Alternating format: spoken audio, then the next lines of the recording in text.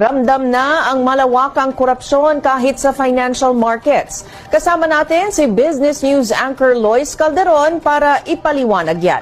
Lois, ano ang ating weekly digit? Salamat, Menchu. Ito na nga ang ating weekly digit. 58. Bumagsak ang piso laban sa dolyar ngayong Huwebes sa palitang 58 pesos kada isang greenback. Ito na ang pinakamababang halaga ng ating salapi sa loob ng 2 buwan. Huli natin nakita ang ganitong halaga sa foreign exchange noong August 1 sa 58 pesos at 15 sentimos kada dolyar. Ayon yan sa datos mula sa Bankers Association of the Philippines. Mula Agosto hanggang early September, sumigla pa ang piso sa 56 kada dolyar.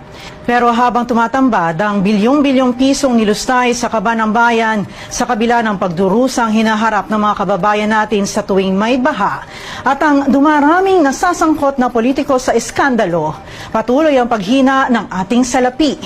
Sumasabay na rin ang tumatamlay na sentimiento ng mga mamumuhunan.